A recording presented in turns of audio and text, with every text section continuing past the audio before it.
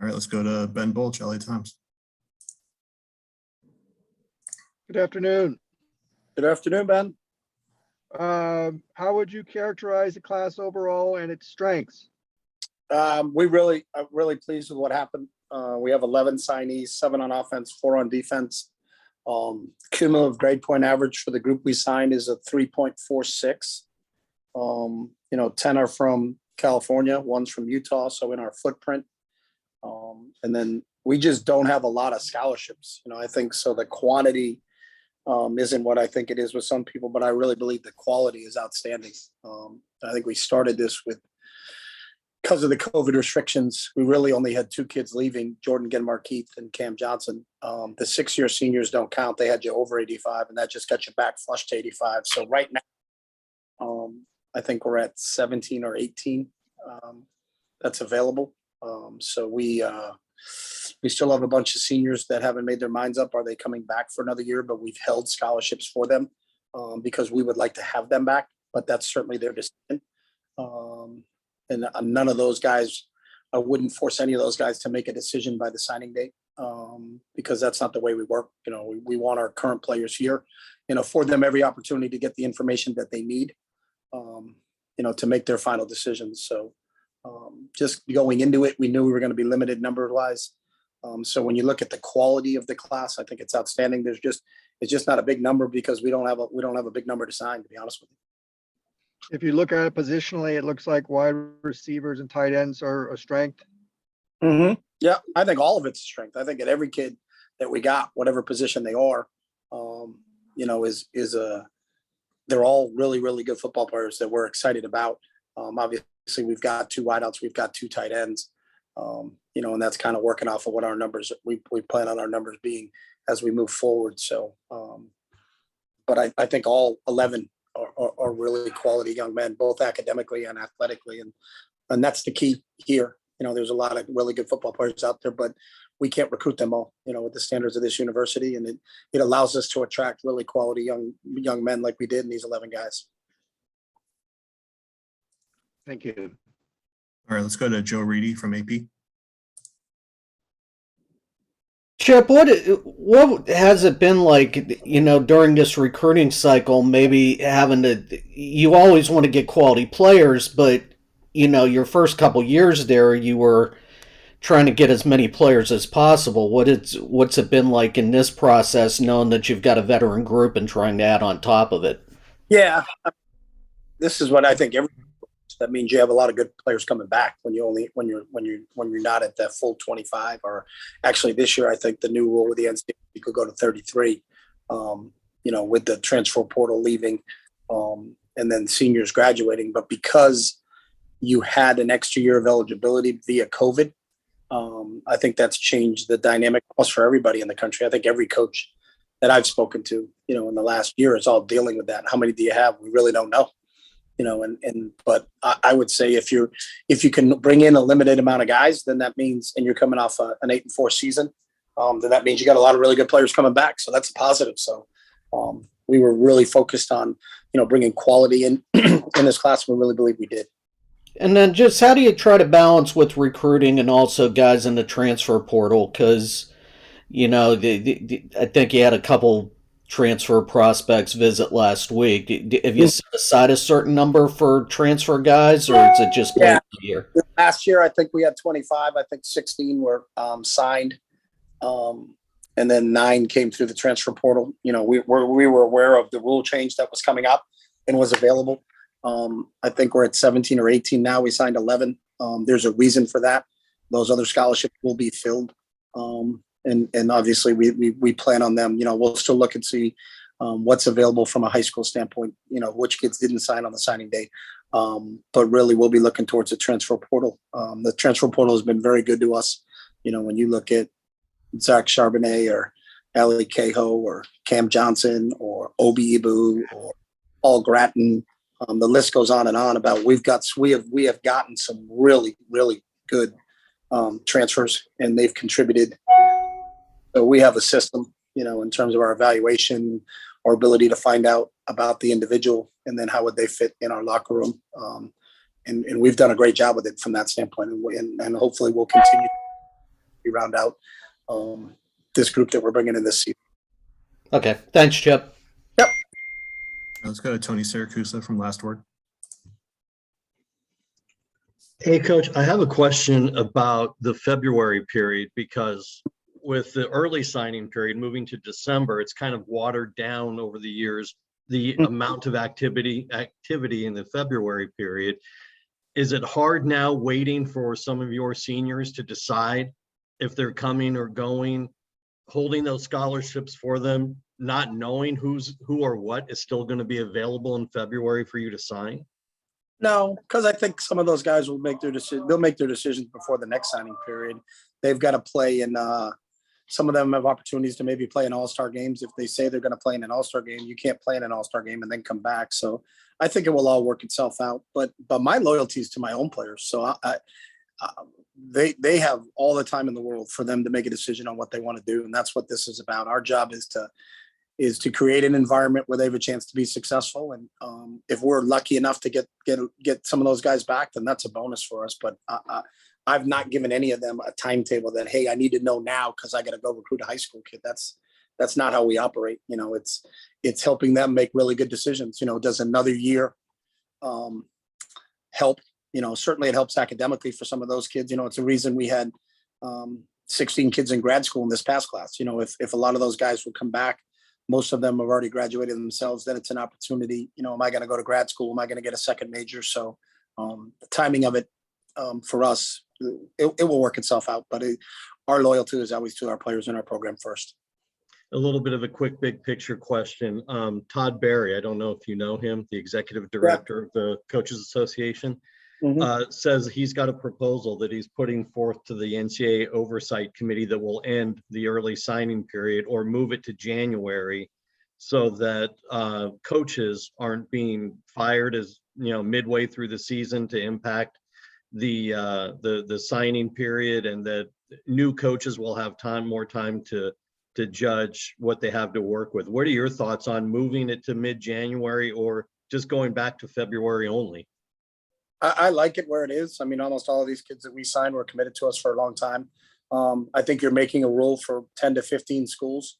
There's 130 schools in our league. There wasn't 130 new coaches, you know, and in 2018, I went through it. You know, we had to put together a class, and that's just what you do, you know. So if a school wants to fire a coach before the first signing date, then that's their choice, and then you have to pay the price for doing that. So I like where the signing date is. I mean, most of these kids looking at this list have been committed to us for a long, long time. So, you know, really what the early signing date is to put those guys to bed. And kids don't have to sign on the early signing date. If they don't want to sign because there's some unrest or they're not sure what's going on at their school, then it's up to the kid to wait. But I like the early signing period. So, you know, I don't know why we're going to make a rule that's going to help 10 schools that made a decision to move on from their coach. So, you know, there's 120 schools that didn't make that decision. So why are you penalizing them?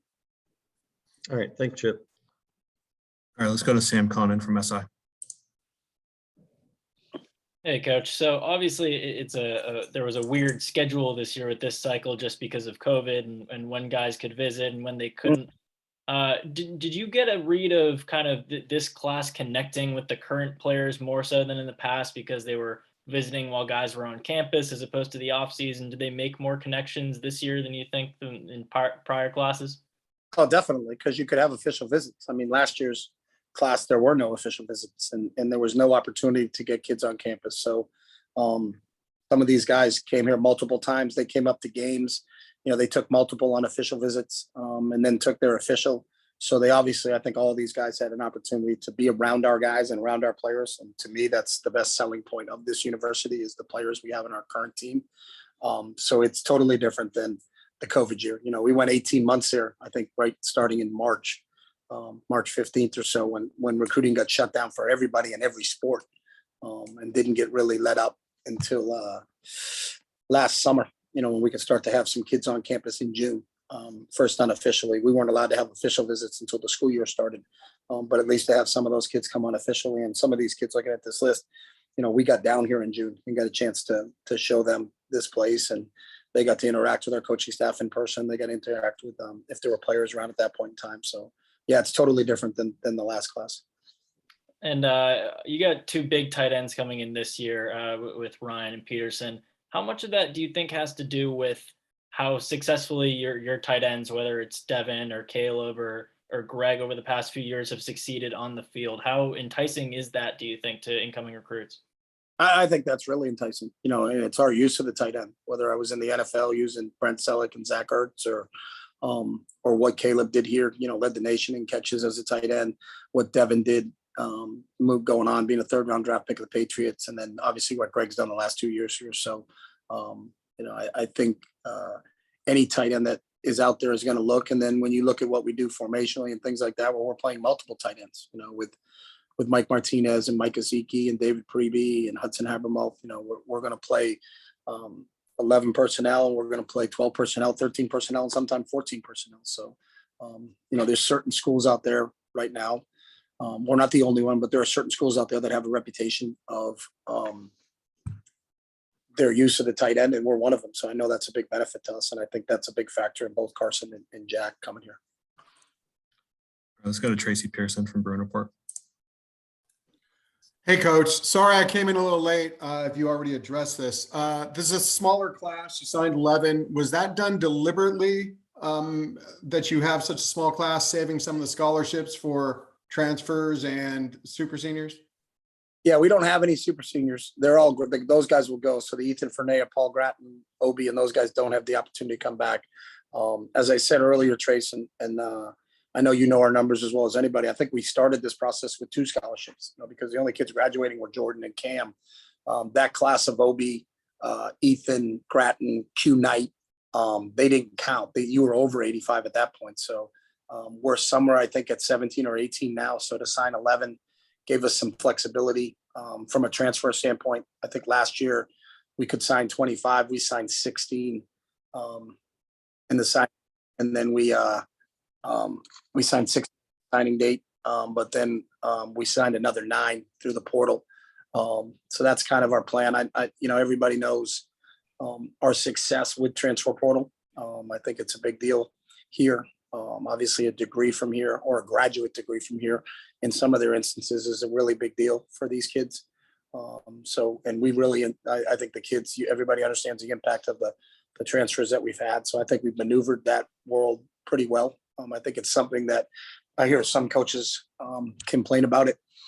I think you have to embrace it, and I think we have embraced it, and it's really helped our football team. So we did save a couple, but we're not going to have a big class overall anyways. I know the national limit's 25, and with the new rule that they put in this season, at least I think it's a one-time rule this season, you could go up to 33, but we're not going to be close to that right now.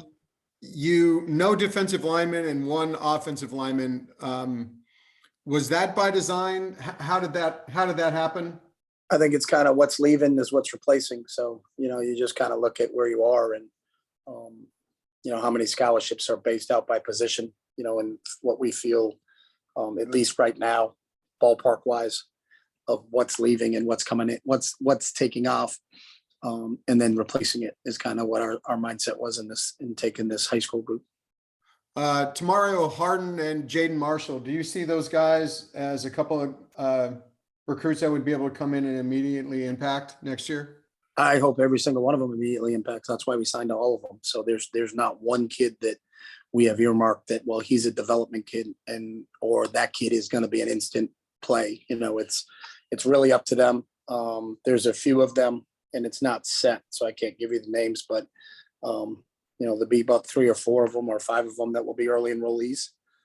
So obviously, if you're an early enrollee, you get a little bit of a jump just because you'll have an opportunity to go through an off-season program and then a spring ball before, and then the rest of the kids will come in June. So, but all 11 kids, we recruit all of them to be able to come in here and play. They'll be afforded every opportunity to get on the field early, so we'll see how that works out for them. One more quick question. When I was talking about super seniors, I was talking about super seniors for next season. Will you leave some spots open for those? All those spots open, Tracy. I'm sorry about that, but yeah, all of those seniors that have an opportunity to come back, we would love to have them back. I mean, they're all great people. They've worked extremely hard. Our job in that process is to help educate them on, you know, where we feel they are when it comes to the NFL draft, and then they make a decision with their family on what the best course is for them. We've had kids not go to the draft. Britton Brown was a kid last year that could have gone to the draft, but didn't go to the draft and came back and had a really good year for us. Now, obviously, Britton's doesn't have that opportunity to come back, but there's a lot of people that are in Britton's shoes now. And then our job is to educate them. And we also told them to take their time. There's obviously a deadline, but that deadline doesn't match up with the high school signing period. But that's nothing we ever told them about, like, hey, I need to know by now. I don't. I mean, we'd like to have all of them back. But again, it's up to them, so we have kept an opportunity that we could take them all back right now. And if we could, we'd feel pretty good about where we are. But I don't think every single one will come back. I think some kids will opt to go. But our job is just to provide them with the info we have, and then we support them either way. The one thing with all those guys is they have their degree. So some of them would then be working on a second major. Other of them would be working on grad school. All right, let's go to James Williams from SoCal News Group and then finish up with a follow-up from Ben. Hey, Chip, how are you doing today? I'm great. Great. Glad to hear. I had a chance to talk to Jalen Woods earlier today during his signing day ceremony. Can you just tell me a little bit about him?